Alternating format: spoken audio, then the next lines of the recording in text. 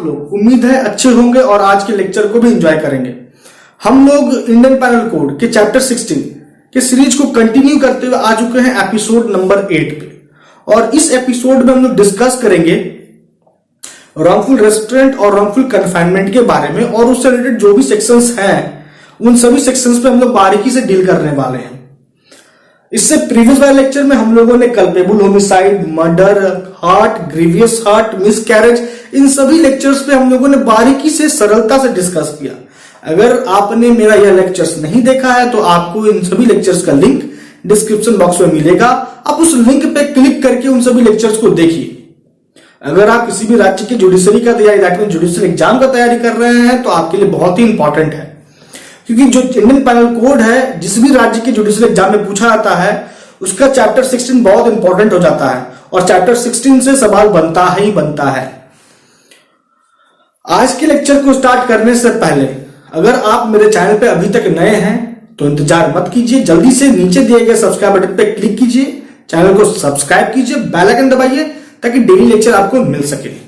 अगर आपको कोई समस्या है लॉ से रिलेटेड तो आप कमेंट बॉक्स में कमेंट जरूर कीजिए। तो चलिए स्टार्ट करते हैं आज के लेक्चर को।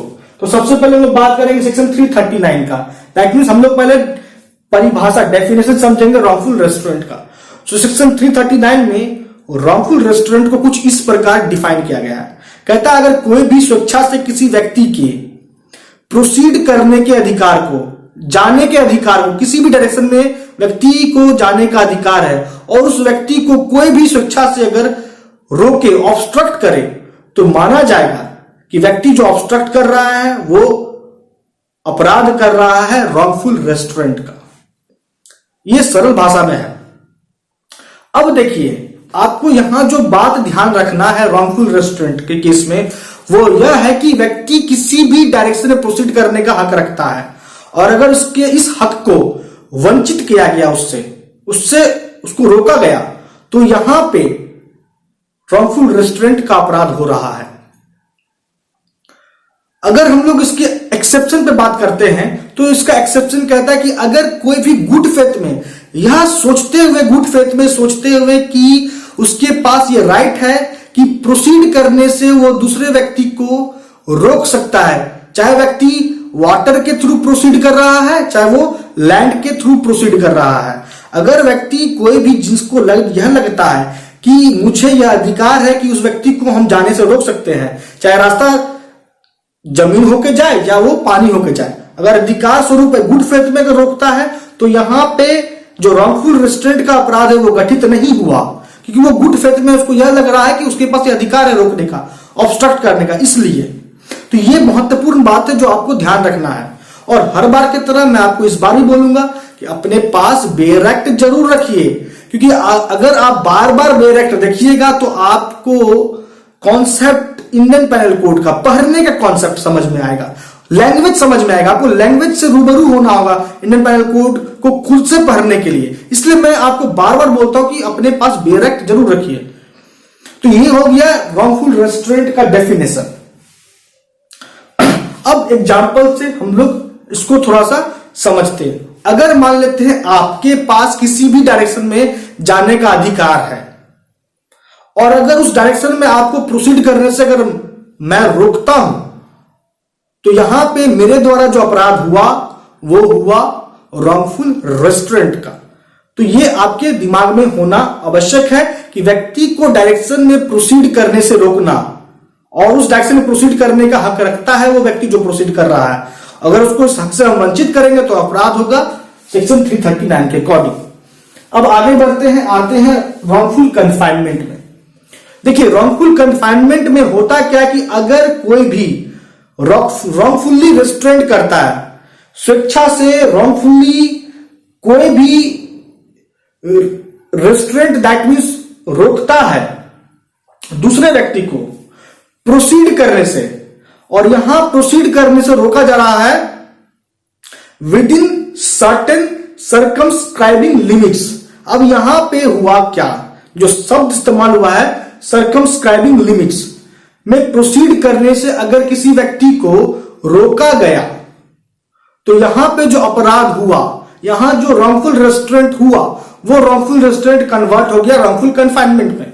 अगर मैं आपको आपके घर में कैद कर दूं और आपको यह बोलूं कि अगर आप अपने घर से निकलते हो तो आपको मेरे द्वारा वहां खड़ा किया गया आदमी आपको आपका जान ले सकता है, तो आप यह भय से आप अपने घर से नहीं निकल रहे हैं, तो आप अपने घर में कहीं भी मूव कर रहे हैं तो with in certain circumscribing limits के अंतर्गत आप मूव कर रहे हैं, लेकिन उस with in certain circumscribing limit को क्रॉस नहीं कर रहे हैं, तो माना गया कि मैंने जो यहां अपराध किया है वो है रॉन्गफुल कन्फाइनमेंट।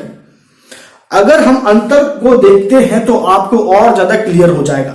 तो रॉन्गफुल रेस्ट्रेंट के केस में जो ऑब्स्ट्रक्शन होता है वो पार्शियल होता है, और रॉन्गफुल कन्फाइनमेंट के केस में जो ऑब्स्ट्रक्शन होता है दैट मींस पर्सनल लिबर्टी को इन्फ्रिंज किया जाता है रॉन्गफुल रेस्ट्रेंट के केस में एब्सोल्युटली, और रॉन्गफुल कन्फाइनमेंट के केस में जो पर्सनल लिबर्टी होता है उसको ऑब्स्ट्रक्ट किया जाता है, इन्फ्रिंज किया जाता है एब्सोल्युटली रॉन्गफुल कन्फाइनमेंट के केस में। और रॉन्गफुल रेस्ट्रेंट के केस में जो पर्सनल लिबर्टी है उसको इन्फ्रिंज किया जाता है पार्शियली, क्योंकि रॉन्गफुल रेस्ट्रेंट के केस में रोका जाता है किसी भी पार्टिकुलर डायरेक्शन में प्रोसीड करने से, और रॉन्गफुल कन्फाइनमेंट के केस में क्या होता है with in certain circumscribing limits के अंतर्गत ही आप मूव कर सकते हो, उस सर्कमस्क्राइबिंग लिमिट्स को आप क्रॉस नहीं कर सकते। अगर आपको करने से रोका जा रहा है तो यहां पे हो रहा है अपराध रॉन्गफुल कन्फाइनमेंट का। ये तो हो गया पहला अंतर दोनों को लेके। दूसरा अंतर है दोनों के पनिशमेंट को लेके। देखिए, अगर बात करते हैं रॉन्गफुल रेस्ट्रेंट का, तो रॉन्गफुल रेस्ट्रेंट का सजा कम है as comparison to the wrongful confinement. Wrongful restraint का सजा है 1 महीना का, लाइक 1 महीना का इंप्रिजनमेंट है, 1 मंथ इंप्रिजनमेंट, और रॉन्गफुल कन्फाइनमेंट का सजा है 1 ईयर इंप्रिजनमेंट है। तो पनिशमेंट को लेके अंतर हो गया। अब देखिए, रॉन्गफुल रेस्ट्रेंट जीन है और रॉन्गफुल कन्फाइनमेंट स्पेसिस है, मतलब जितना भी रॉन्गफुल कन्फाइनमेंट होगा उसमें रॉन्गफुल रेस्ट्रेंट होगा ही होगा, लेकिन जितना भी रॉन्गफुल रेस्ट्रेंट होगा उसमें रॉन्गफुल कन्फाइनमेंट नहीं होगा। क्यों? क्योंकि रॉन्गफुल रेस्ट्रेंट ही कन्वर्ट हो जाता है रॉन्गफुल कन्फाइनमेंट में। तो आपको यह ध्यान रखना है। और जो चौथा अंतर है वो यह है कि रॉन्गफुल रेस्ट्रेंट में, जैसा कि मैंने आपको पहले बताया, कि व्यक्ति को किसी भी पार्टिकुलर डायरेक्शन में प्रोसीड करने से रोका जाता है, और वहीं दूसरी ओर रॉन्गफुल कन्फाइनमेंट में व्यक्ति को with in certain circumscribing limit, एक निश्चित दायरा के अंतर्गत मूव करने के लिए दिया जाता है, और उस निश्चित दायरा को क्रॉस ना करे अगर इस बात के लिए किसी को रोका जाता है तो यहां पे होता है रॉन्गफुल कन्फाइनमेंट का अपराध। तो ये कुछ बेसिक डिफरेंसेस है, अंतर है रॉन्गफुल रेस्ट्रेंट और रॉन्गफुल कन्फाइनमेंट के बीच में। अब आगे बढ़ते हैं, आते हैं सेक्शन 341 पे। सेक्शन 341 में आपको बताया गया है पनिशमेंट रॉन्गफुल रेस्ट्रेंट का, और सेक्शन 342 में बताया गया है पनिशमेंट रॉन्गफुल कन्फाइनमेंट का। अगर रॉन्गफुल कन्फाइनमेंट 3 दिन का हुआ तो सजा होगा 343 के अनुसार। अगर रॉन्गफुल कन्फाइनमेंट हुआ है 10 दिन का तो फिर सजा होगा 344 के अकॉर्डिंग। अगर आप किसी व्यक्ति को रॉन्गफुली कन्फाइन करते हैं जिसके लिबरेशन, जिसके स्वतंत्रता के लिए हैबियस कॉर्पस का रीट इश्यू हुआ है, और आप उस व्यक्ति को रॉन्गफुली कन्फाइन करते हो, तो फिर यहां पे आपके द्वारा जो अपराध हुआ है वो पनिशेबल है सेक्शन 345 के तहत। 346 कहता है कि अगर कोई व्यक्ति किसी भी व्यक्ति को रॉन्गफुली कन्फाइन करता है कुछ इस तरीके से कि उसको रॉन्गफुली कन्फाइन किया गया है, ये पता किसी को ना चले, किसी को ना चले, यहां मीन्स टू से कि उस व्यक्ति को पता ना चले जिस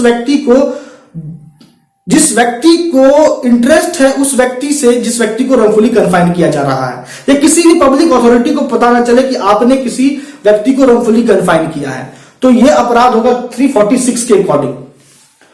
347 सेक्शन 347 में क्या होता है कि अगर रॉन्गफुल कन्फाइनमेंट हुआ है, और यहां पे रॉन्गफुल कन्फाइनमेंट अगर प्रॉपर्टी को एक्सटॉर्ट करने के उद्देश्य से हुआ है, मैं फिर से रिपीट करता हूं कि अगर रॉन्गफुल कन्फाइनमेंट हुआ प्रॉपर्टी को एक्सटॉर्ट करने के उद्देश्य से, या फिर इस उद्देश्य से कि व्यक्ति जिसको रॉन्गफुली कन्फाइन किया जा रहा है उससे कोई इलीगल एक्ट करवाया जाए, तो फिर वो पेनलाइज होगा सेक्शन 347 के अनुसार। 348 बात करते हैं। 348 में अगर कोई व्यक्ति रॉन्गफुली कन्फाइन करता है किसी भी व्यक्ति को, और यहां इसलिए कर रहा है व्यक्ति रॉन्गफुली कन्फाइन ताकि उससे कन्फेशन को एक्सटॉर्ट कराया जा सके, टॉर्चर करके उससे कन्फेस कराया जा सके, इसलिए व्यक्ति को रॉन्गफुली कन्फाइन किया जा रहा है।